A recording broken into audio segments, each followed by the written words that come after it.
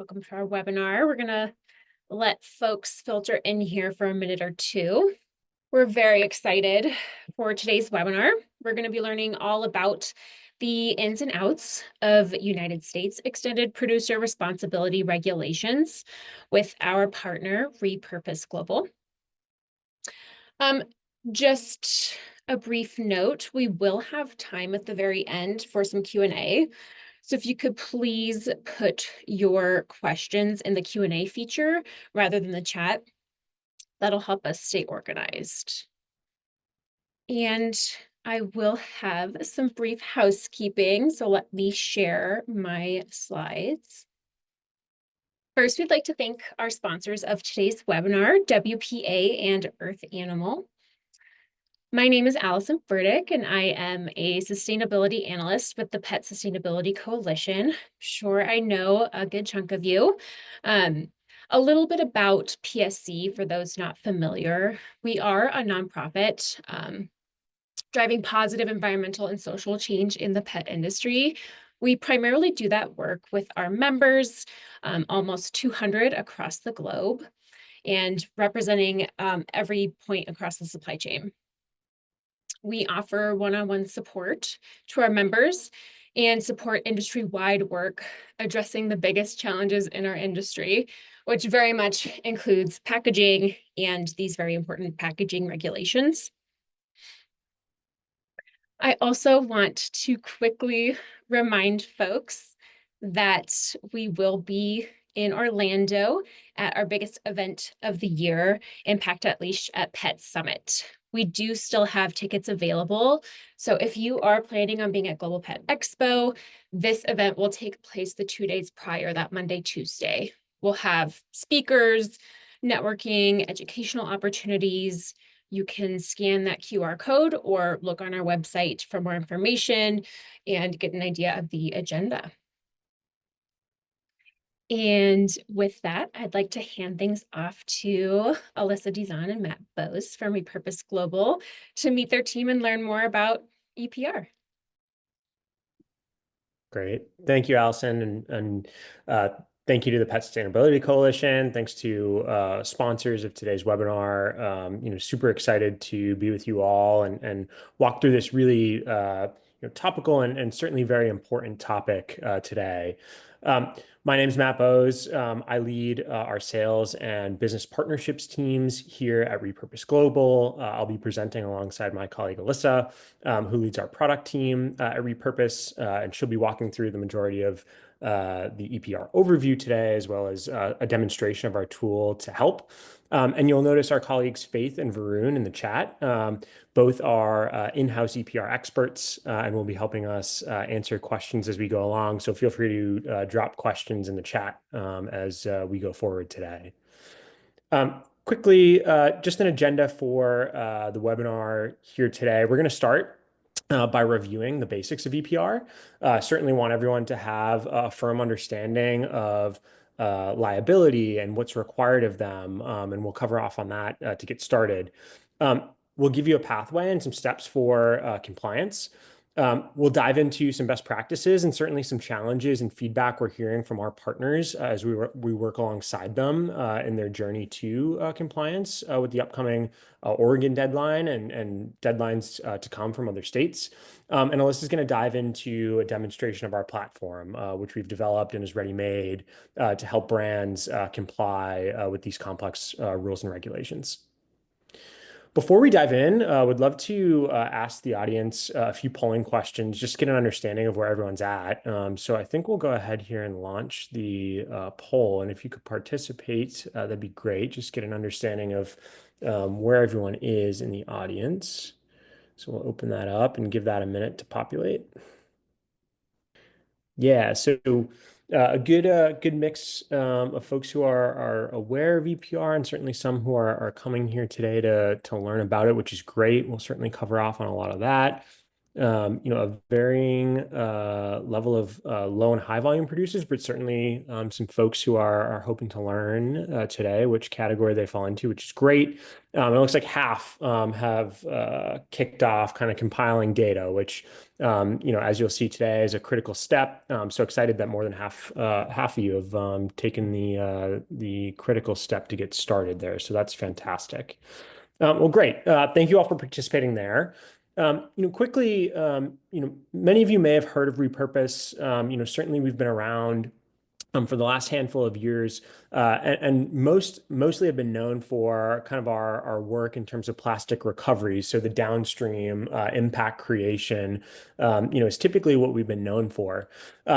Over the last couple of years, we've been really tracking EPR and have decided to invest a ton of time and resources and development into our tools to help brands comply. And this is something that this product and this tool set is something that is ready built, to help brands make something really complex, like a new regulation like EPR, a much simpler process, with one-click reporting and compliance with certainly the Oregon EPR, as well as other states to come. So really, really excited to dig into this today. Before diving in, wanted to invite one of our sponsors, Earth Animal, and Steffi to introduce herself and her work with rePurpose. So I'll hand it over to you, Steffi. Thanks, Matt. Thank you so much. Hi, everybody. Good morning, good afternoon. It's really great to be here. So I just wanted to say a couple of things. First, my name is Steffi Volo. I am the Chief Impact Officer here at Earth Animal. We design health and wellness products for dogs and cats, food, treats, chews, remedies, and supplements. I am also the chair of the board of directors for the Pet Sustainability Coalition, PSC, and I'm sure I know many of you on this call. But the reason why I am sponsoring this particular webinar around EPRs is because of my partnership with rePurpose Global. I have been fortunate enough to be a partner of rePurpose Global since the end of 2021.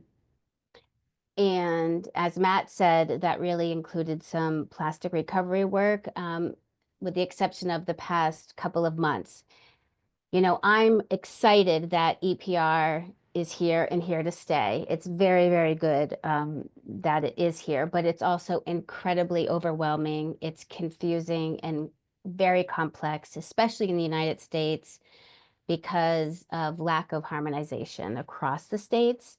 And rePurpose Global has made it incredibly easy for me to be able to do my reporting. And I'm so thrilled that you all get to hear from them, that they can talk to you a little bit more about the education around EPR, what they are, how you end up reporting, and so on, but also just their platform and their technology that they have for those of us that are producers is just incredible. And I cannot wait for you all to see it. So thank you so much for being here. Do not hesitate to ask questions. There will be a lot of them.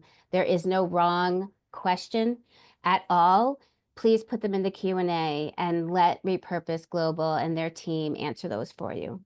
So thank you, PSC, thank you, WPA, and thank you, rePurpose Global. And I'll hand it over back to Matt and Alyssa. Thank you so much. Thanks so much, Steffi. Greatly appreciate it. And hoping to obviously continue the great work we're doing with you all at Earth Animal, and certainly look forward to answering questions and tackling these challenges that EPR presents with you all. So that in mind, we've got a ton of resources. As I said, we've been really, really focused on this in terms of developing content and tools to help answer questions and find a pathway towards compliance. To start, we encourage everyone. I saw there was a mix in the survey replies in terms of knowing whether or not you're liable.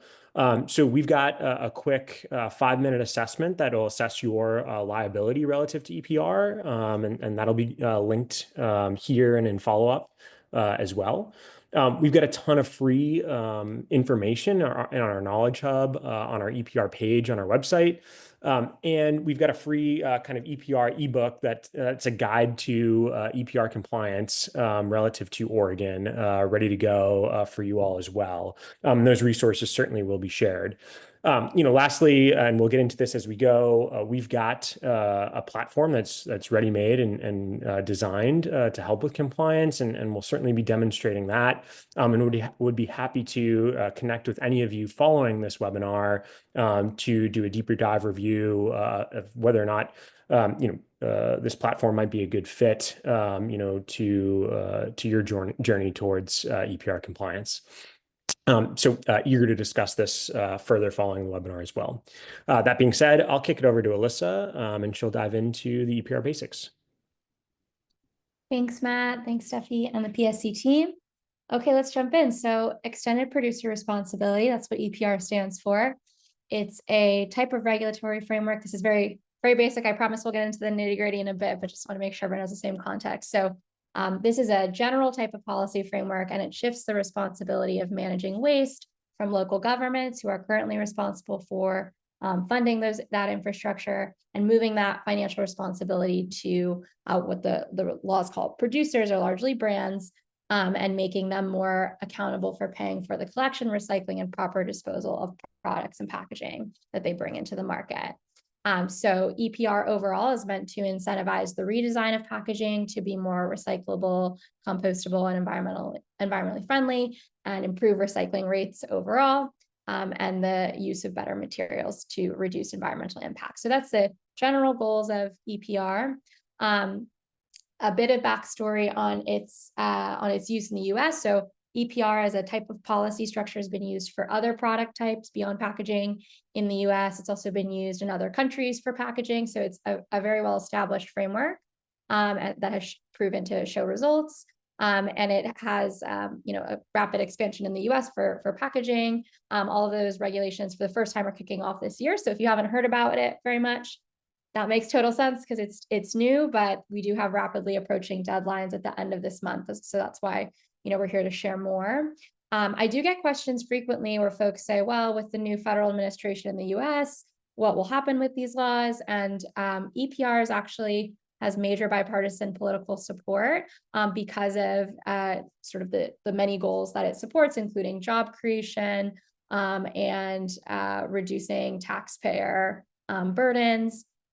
And yeah, several states sort of across with bipartisan support have passed these laws. And we also are, of course, seeing sustainable, conscious consumers and investors continuing to rise. And so this is sort of meeting us in a moment of both political and consumer support.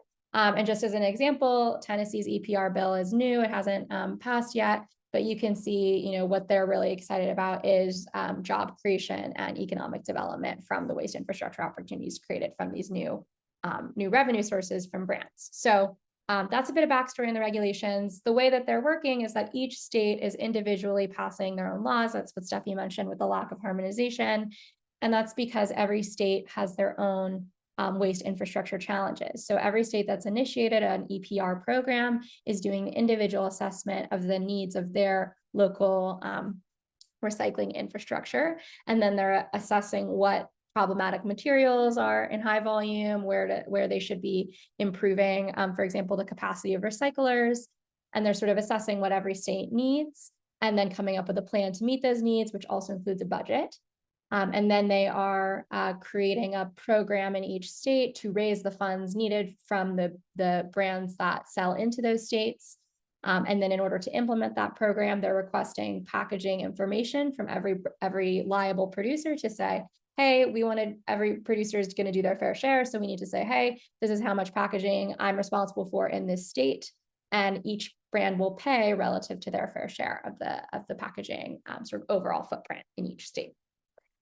So if it sounds complicated, that's because, as Stephanie mentioned, it definitely is, because every state is going to have their own approach to identifying what their packaging recycling infrastructure needs are. And so they have their own timelines, they have their own reporting requirements. And each timeline is per state. So like I mentioned, there's the first big deadline is at the end of this month, March 31st. That is the reporting deadline for Oregon, which is the first EPR program to go live. It's going live in July. And that means that producers will start needing to pay into Oregon starting in July as well. And then Colorado and California have reporting deadlines in August of this year, and their fees will start and programs will start thereafter. So you can see on the map, there's a pretty broad array of states that have already signed up, have already started a program, have started the first steps of getting that legislation into passage, and we expect this to continue across the country. And I think, as you all are members of the Pet Sustainability Coalition, you're already in support, ideally, of sustainability initiatives at scale. And I think we can all see that there's a massive funding gap needed to improve recycling. And the idea is that this will scale the funding needed.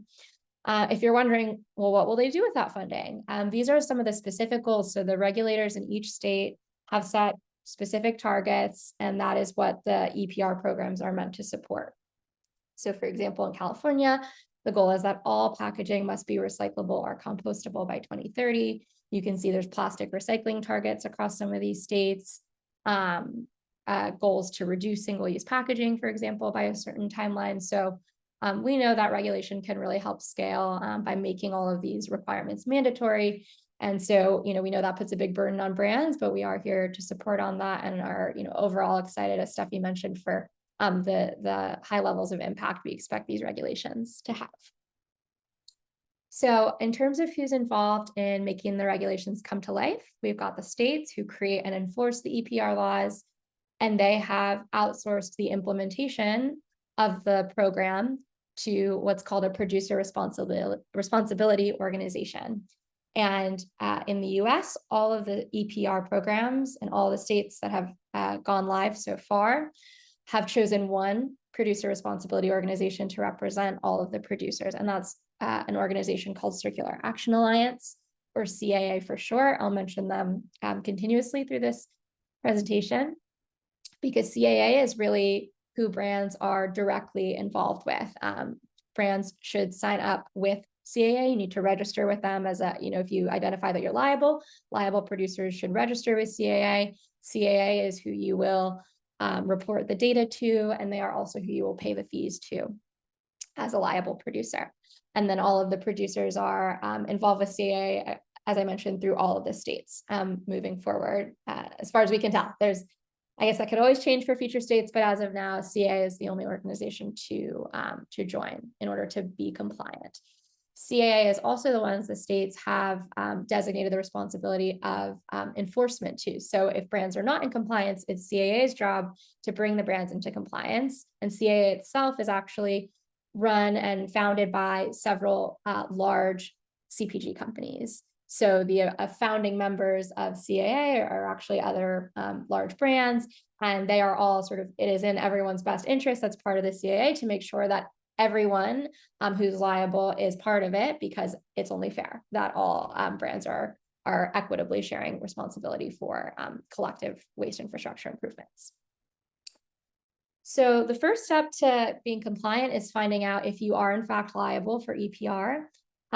Each state has its own different requirements, but they're largely looking at if you meet revenue thresholds. So by and large, if you're making at least $5 million in annual revenue globally, you are likely liable for EPR. If you're making that revenue threshold and you're selling what they call covered products. And so that's by and large most CPG products. There's some exemptions for specific things like medical food or medicine. Those are exempt, but by and large, beauty, pet, food and beverage, home care, all of those are generally covered in the regulations. And so if you're making over $5 million a year annually, and you sell covered products, and you sell those products with your brand on them, and consumers are purchasing those products with your brand, then you are likely liable. As Matt mentioned in the beginning, we have a free survey that will help you assess this quickly across all 3 of the states with deadlines this year. So definitely recommend you check that out. We'll share a link in the chat. And this is where you can understand if you're liable. Yeah, and then you might say, okay, if I'm liable, then what types of packaging are we talking about? So there's actually in Oregon 60 categories of different types of packaging. This slide is sort of a representative sample, but it's not exhaustive. But we just wanted to show you sort of the broad range. There's a misconception that EPR is only about plastic. It's not. It's covering all different types of packaging, but the way that they're incentivizing recyclability and sustainable packaging is that these are all priced differently. So each of the prices, and this is an example of just a segment of those reporting categories, the prices are incentivizing the use of recyclable materials. So you can see things like corrugated cardboard these are fee estimates. They haven't finalized it. They're going to do that after all the data gets reported, but it's expected to be around 3 cents a pound for cardboard.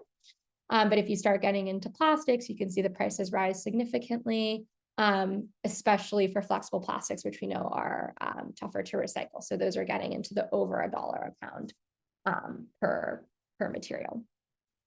So that's what the fees will look like. You'll essentially need to assess how much packaging you're responsible for in the state. And then you will assess how much you'll owe. And this will be part of the fee finalization. But the first thing you do is you register with CAA. If you're liable, you report the data, and then you'll assess how much you'll owe, and they'll let you know with the final fee schedule. And you take all of this information and you report and pay your fees every year to CAA for every state that's involved. And the fees themselves will change over time as well. So there's a principle in the regulations called eco-modulation, and it's a provision that incentivizes sustainable packaging choices upstream. This is all big words, basically to say you're going to pay more over time if your packaging is not as recyclable. And so it's all meant to incentivize improving recyclability. And so there'll be sort of bonuses and minuses over time. And they have yet to actually publish what all of that will look like. But essentially, they're going to be incentivizing through the fees to move towards more PCR usage, more recyclable materials and formats. And that's something that, again, it's difficult for brands, I think, to predict, but that's something we're here to help you minimize your fees over time. So if you're liable, we really do encourage you to be compliant because there are high penalties if you're not compliant. So I mentioned in the beginning, the states have empowered CAA to raise pretty high penalties for those that are not liable because all the brands that are compliant are all sort of involved. It's really unfair, essentially, for brands who should be involved but are choosing not to be compliant. And so they've created a structure to really penalize those who are not compliant. So the EPR laws can have a provision for significant fines and legal actions, so up to $25,000 a day in fines, which will accumulate over time. So there's interest fees involved in that as well. Sort of the longer you wait, the harder the reporting is going to be, which can lead to errors, potentially overpaying. They also reserve the right, CAA and the states have reserved the right to be able to pull products off shelves and restrict the ability to sell for those who don't comply. And then there's, of course, damage to brand reputation. So because this is a producer-led organization with CAA, they are all able to identify, who's liable and then who they believe is liable and has not registered. And they're able to, we talk to CAA regularly, and essentially what they've said is, we have a list of the brands we're expecting to be liable because they've been scraping data across state databases and industry trade associations, for example, and they have previewed that they will be publishing a list of those who are out of compliance to sort of use the stick of reputation damage to, again, encourage all brands to do their fair share here. They've actually already published the list of brands who've already registered. So they're kind of already in this practice of doing that. And they've, said to brands, hey, if you're compliant, help us identify which of your competitors should be on this list. So they're definitely using sort of the factors of peer pressure as well, to make sure that the whole producer community is equally involved. So this is a quote from Michael Washburn, who's an industry leader in this space, and has basically said, look, it's really not in your best interest to wait. Like, there's all of these definite issues that will come up. And we are hearing from a lot of folks that this is stressful, as Steffi mentioned, because this might be new. Maybe you don't have someone on your team dedicated to this yet. And you're like, well, we don't want to be on a list and we don't want to have to pay fines. What do we do? So Matt mentioned we have an ebook that has nitty-gritty next steps on how to do all of this. We'll go through it as well. I won't lie to you, it's pretty complicated, so I'm going to explain it. But we are also here to help and make this process a lot more simple, streamlined, and also take your packaging data and do more useful things with it, even beyond EPR. So I'll show you how we do that at the end. But do want to acknowledge that there are a lot of steps. So if I were you all, it sounded like about half weren't sure if they're liable. Definitely recommend you find out if you're liable, register with CA as soon as possible, and then get into these next steps about actually reporting. So in the EPR framework, the first step is to find out if you're a low or high volume producer, because that changes how you can report. And so low volume producers are those who are making between $5 and $10 million, or are making over $10 million, but responsible for less than 5 metric tons of packaging in the state of Oregon. And the way that you would find that out is you look at all your packaging data, you look at your Oregon sales. We'll talk about that in just a bit. But if you're low or high volume, that changes how you report and also how the fee structure works. So low volume producers are eligible for slightly simplified reporting, where you don't have to report all 60 of those categories that we looked at before. You can give like a high level tonnage number. You could say, look, we did the math and we think we're under 5 metric tons. So we're low volume, and you can pay a flat fee. They have a fee structure with flat fees. You can pay a flat fee based on where you lie with your total weight. If you want to do even less reporting, you can pay their highest fee and avoid any packaging weight reporting at all. Those are sort of shortcuts for those who are lower volume producers. If you're a high volume producer, you will be required to do comprehensive reporting of your packaging for all of those 60 categories. That option is also available to low volume producers. And we expect that to be the cheapest option, because you're basically going to report your actual packaging and only pay the fees for your actual packaging with the per material fee. And we do expect that to be, while more difficult to report, which we can help with, to be the most cost-effective option. It's also the one that CA has indicated will be the only option moving forward. So for this first year, because it's brand new, they're allowing these sort of shortcut reporting options, but they have said, where we want to move to and what will be required moving forward is this comprehensive reporting method. So that's what we'll spend most of today explaining. And it's also what our app supports. And we really recommend it, because once you have all your packaging data at that more granular level, you're able to do a lot more with it. So, okay, you figure out, okay, are we low or high volume? How do we actually want to report? I won't get into this big flow chart, but this is essentially how you figure out if you're low or high volume. This is in our ebook.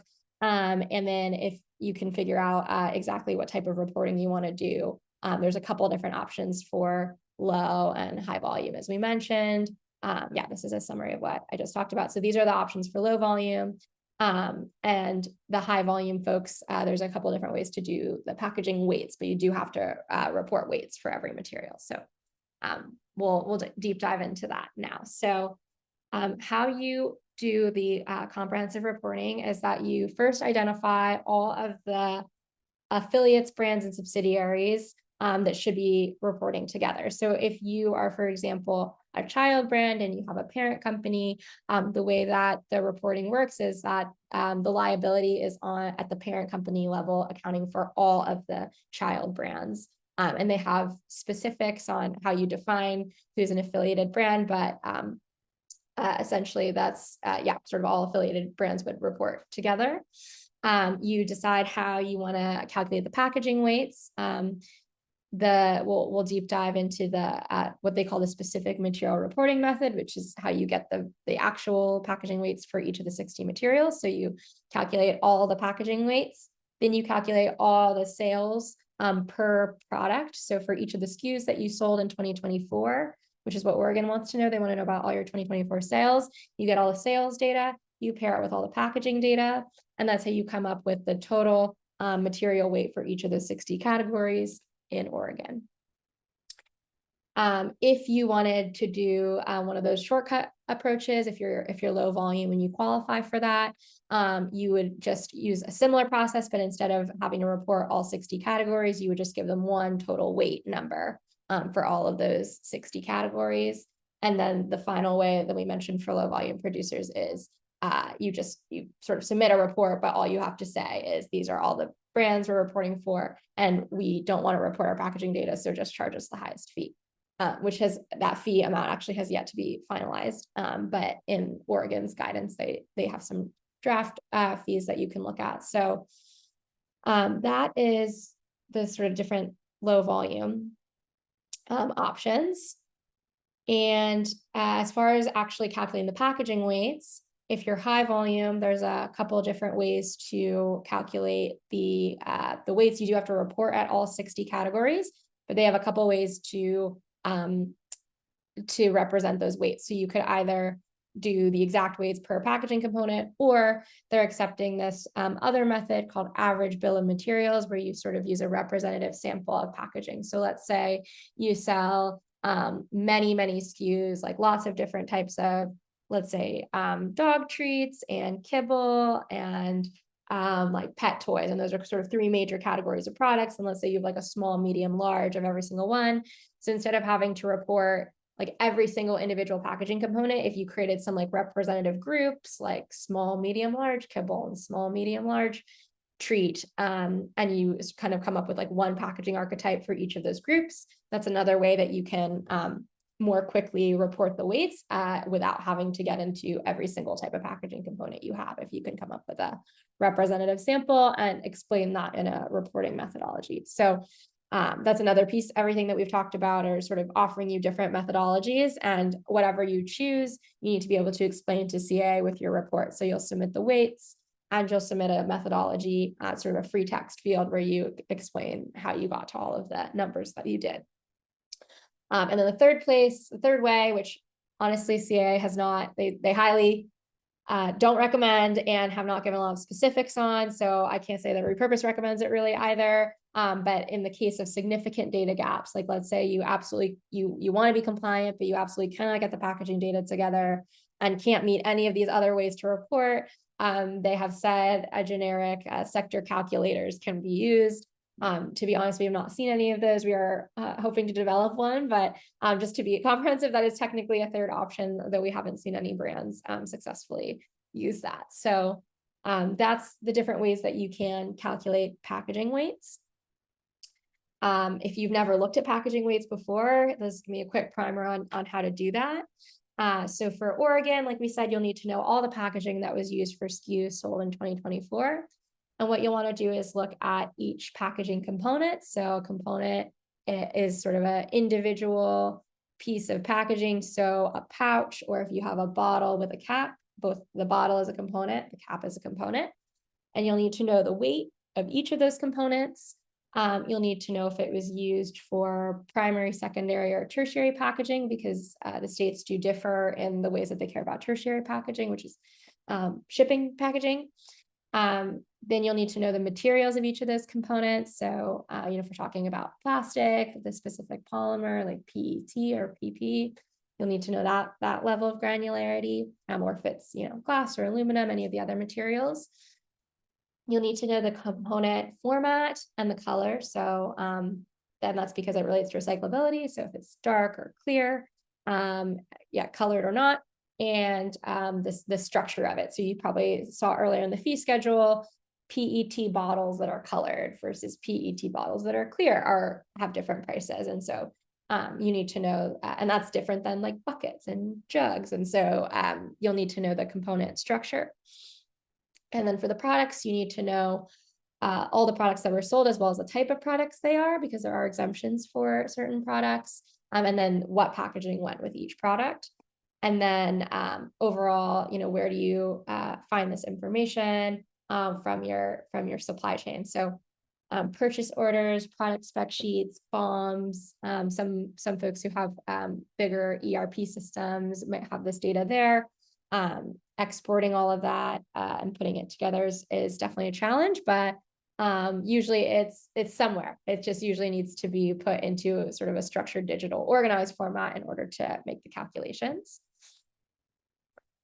So yeah, what you would do is you'd gather all that data, you'd identify all the product units supplied in Oregon. So a lot of questions we get is, well, how do I know what products were sold in Oregon? So for your D2C data, you can look at the sales per SKU into Oregon for where you have D2C information. And then if you sell through wholesalers or retailers and distributors, they accept a calculation for estimating based on state population, which we can get into. But you figure out how much you sold into Oregon, and you put that together with the packaging weights and submit that into Oregon's portal.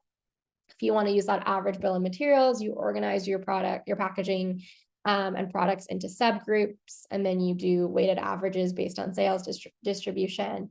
You calculate the total weights that way, and then you submit that to CAA.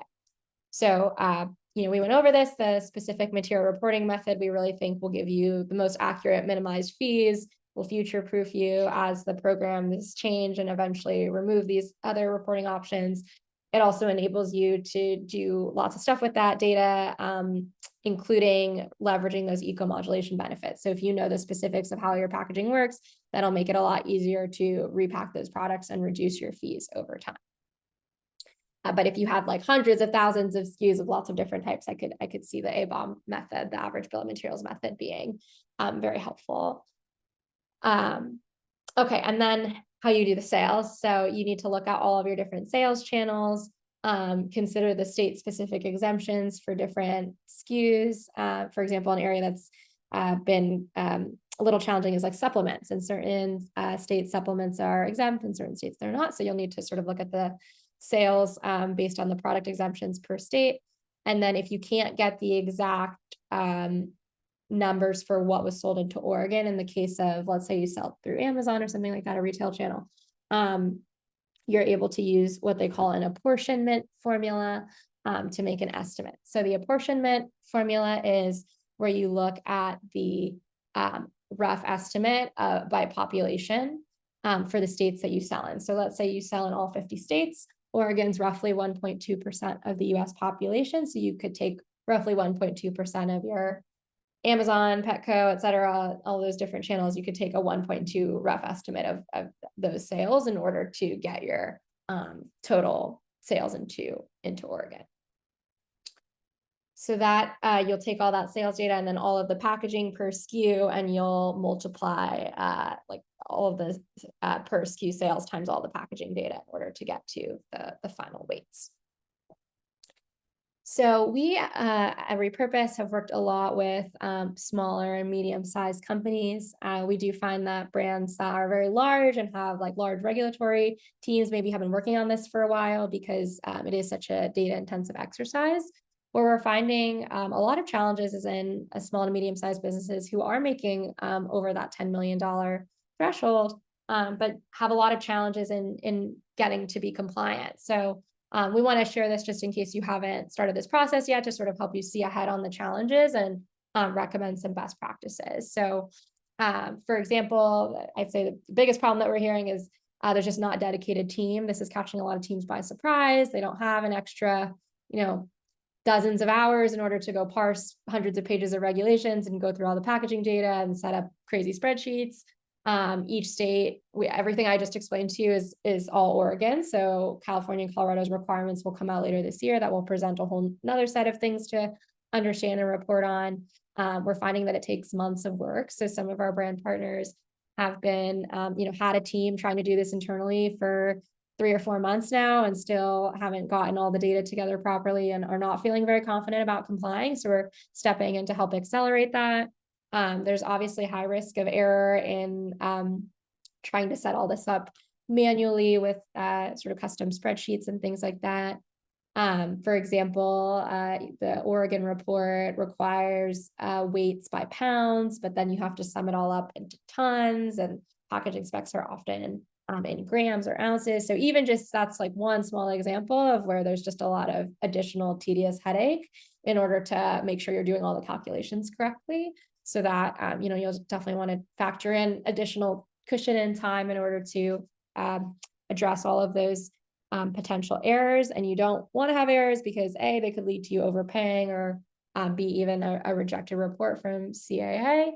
And then, overall, we find brands don't have enough time necessarily to try to take advantage of the eco-modulation benefits or do the more robust reporting that saves you on fees, which could just lead to overpaying. And with scrappy teams, we really don't want that to happen. So here's some best practices.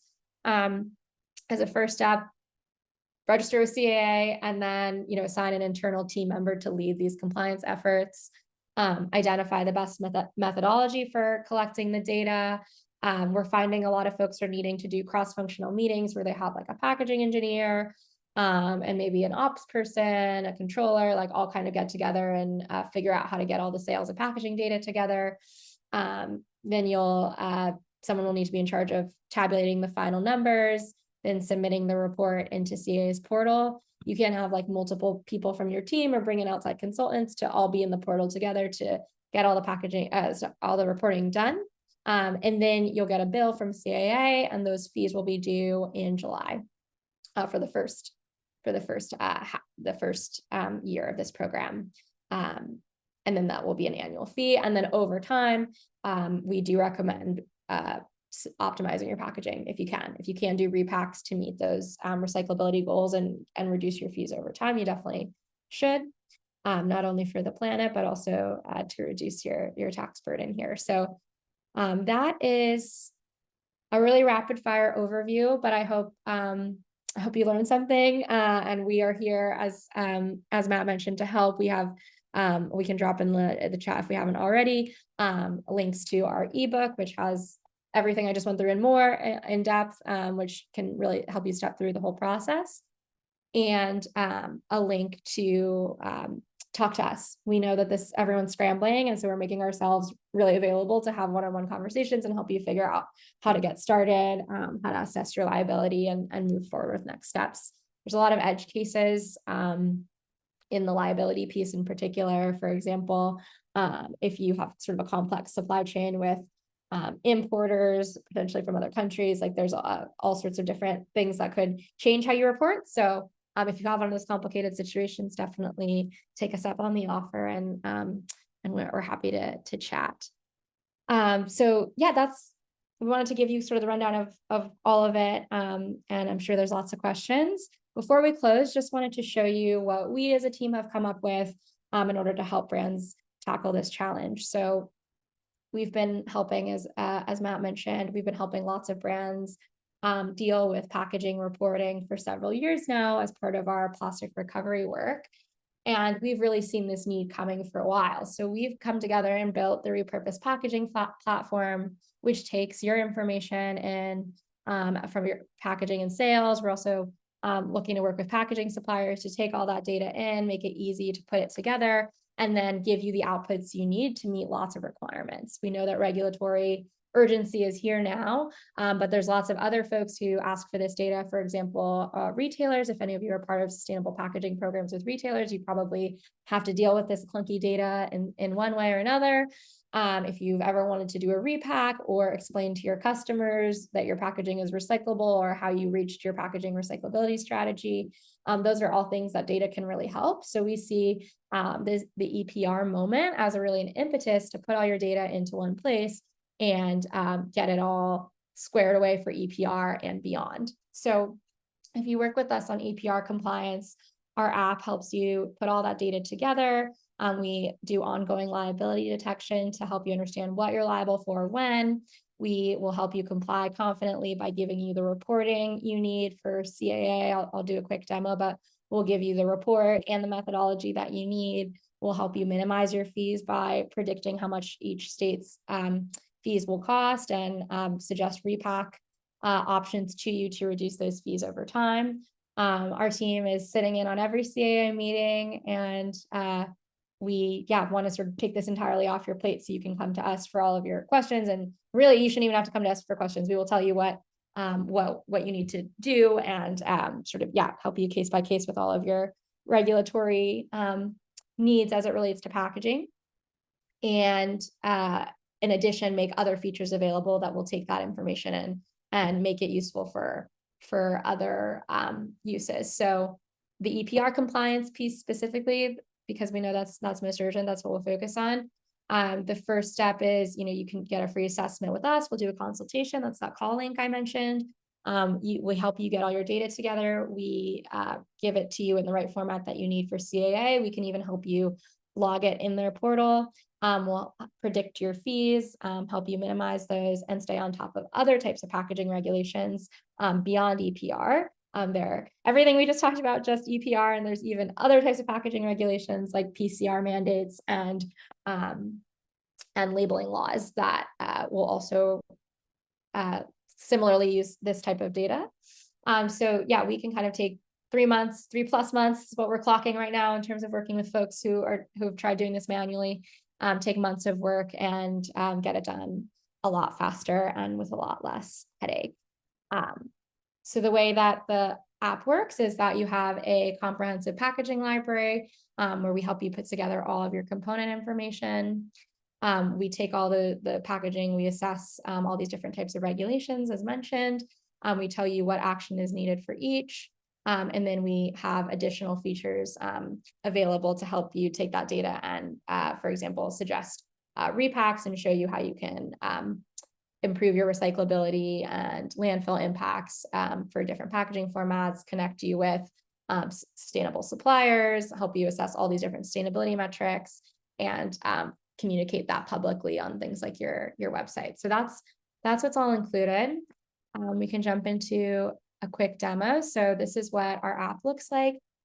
You can see that we have examples of different products here. And for each of those products, we are able to store packaging information on each of those products. You can see this packaging option here. There's 2 different packaging versions. So we're doing that in order to help you track your packaging changes over time. So this is an example of the type of information we're storing, each of your components, the materials used for each, and the overall weights. And then all of that data gets put together. You can see this is a list of different packaging components, for example. And then all that data comes together into a compliance analysis where we help you understand what to do next. And then these are some of the example data visualizations that we do with that information to help you understand your overall packaging footprint. This is an example of account that has put together a bunch of data. And then just to show you what it looks like to prepare the report.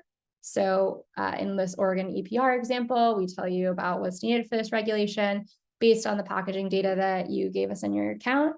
We tell you if you're low or high volume, if you're meeting that 5 metric ton threshold.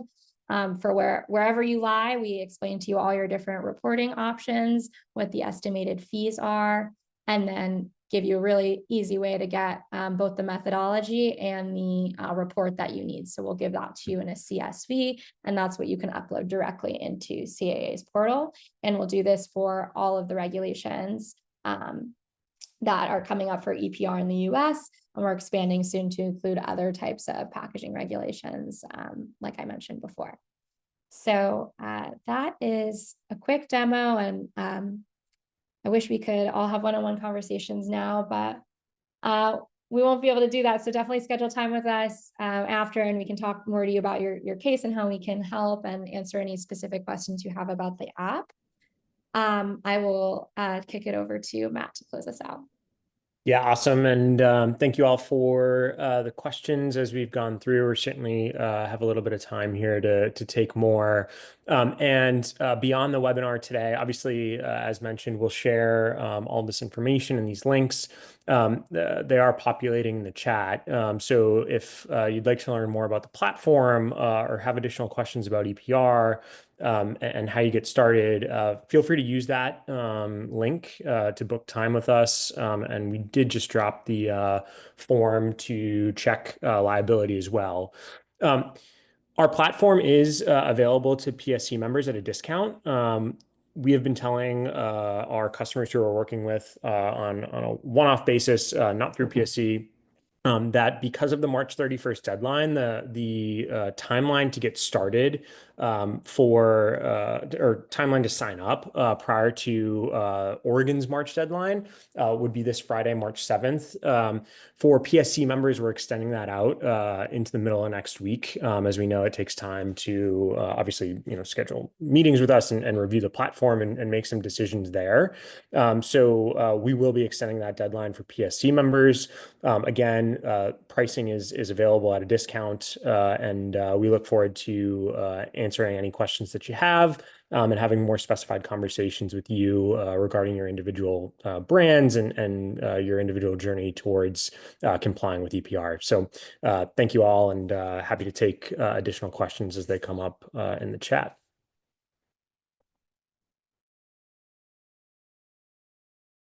Awesome. Well, Alyssa and Matt, I'm gonna go ahead and ask a few questions that Vern and I have been answering in the chat, just because I think everyone could probably benefit from talking through some of these. So I'm just gonna rapid fire with our last 5 minutes or so. So we had a lot of good questions. One that keeps coming up across all of our partners and people that we talk to about this is figuring out your fees to producers. I know we touched on this, Alyssa, but do you think we could talk a little bit more about how we're going around fee calculation? Yeah, so we can drop this in the chat too. We have a couple pages guide that has the fees. So this is buried like very deep in CAA's documents. So it's a little difficult to find. So we made our own version that we'll share with you. But there is a fee for every material, an estimated fee range. So if you have a sense of how much weight you're responsible for in pounds in Oregon for each of the material categories, you should be able to take that number and make a rough estimate. I think what's hardest is understanding the packaging weights that you're responsible for in Oregon. So that's what we can help with.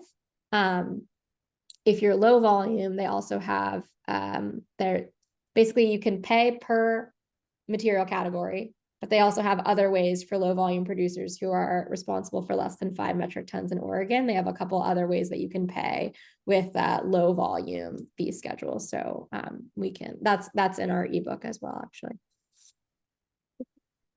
Thank you, Alyssa. And I know this is in the ebook as well, but maybe we could just very quickly touch on whether we should have any concern about whether the federal government can interfere with this. Yeah, that's a great, timely question.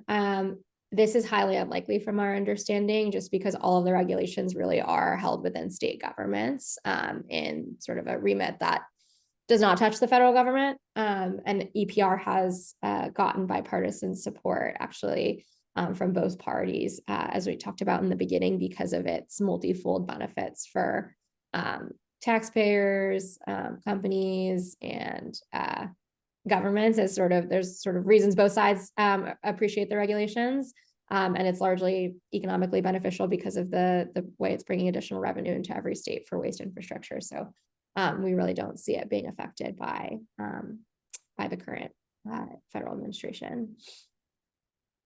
Perfect. Thank you. We have a question about whether these state laws are extending to producers whose, let me get this right, production plants are located outside of the state in question. So I think this one is just a bit about what it means to be producing into Oregon. Yeah. So they're identifying liable producers in each state to be solely based on if your branded products are being sold to customers, to consumers in that state. So it doesn't have anything to do where it's manufactured. It's more so where you sell. Then we had Varun's been answering some very specific questions on statewide recycling goals. So if you guys want to dive further into that, please reach out to us. And then I have one more question, more specific to the CII portal. So this is just really quick, like once one person from an organization registers, are other people from the same company allowed to access that portal or along those Yeah, so lines? you can, right. So CA's portal lets you add other contacts, which could be people from your team, but also any consultants or third-party folks that you approve of can be added as reporting contacts, which if you work with us on it, we can be your reporting contact and help put all that data in the portal for you. Perfect. Also, and then we had one last one come in, which is a great question and very timely. So how long would we assume that brands are taking to report for Oregon, the actual process, everything we just talked about? Yeah, kind of depends on how you define reporting. I can say from brands that we've spoken to who have said, I've had an internal task force on this. We've been working on this for months now. I think that means because they've been going to all of the CA webinars, like they have their own webinars that they do with brands and trying to pour through the documentation and understand if they're liable, and then getting all the packaging data together. So we've seen that be around like 3 or 4 months. For the actual, just the reporting part, if you're talking about just getting the data together and putting it into the right format, that is taking weeks. I would say at the very least, if you had all that data together and you were very organized, just a few weeks of sort of wrangling it all together. Of course, longer if you have lots of different types of products and packaging. And if you have none of this data anywhere, you've never sort of put it together before, I think it would take significantly longer than that. And then do we have time for one more? I will do one more really quickly, just about the role that not producers, but suppliers are playing in this, not necessarily brands that are putting their products onto the market, but suppliers that are Yeah, largely the thing that really designates you as a producer is if you have a branded product that consumers are buying that product with that brand on it. So packaging suppliers by and large are not liable. We see them being more involved in giving the packaging data to brands to report. But if you were a packaging supplier that sold branded products into states, then that would be more of a producer role. Alyssa, can I ask you to just state one more thing? So it's more about brands that sell through, let's say, Chewy or Amazon, or sell to distributors that sell to retailers, but they may repackage and put the brand items in their own packaging. So for example, if Earth Animal has a bundle and Chewy puts it in their box with their packaging, I think it's important for these brands to know that Chewy is responsible for that packaging. Correct. And if distributors, if there happens to be packaging, secondary packaging with their brand on it, they may be responsible as well. So I don't know if there are distributors on this call, but I just wanted to make sure that the brands that are on this call understand that as well. And it's because I just learned that recently. Great point, Stephanie. Yes. Like if you're a retailer with private label as well, like that also implicates the retailer more as a producer in that case as well. It's really about brand. It's sort of like when a consumer buys it, what brand do they think they're buying? And that defines the producer, exactly to your point. I think we made it through all of the questions. Anything else? We sent a scheduling link if you guys want to meet live to dive into all of this deeper, and we're gonna follow up with some more resources that we'll share with PSC to send out after this. Well, thank you all for being here. This was incredibly informative.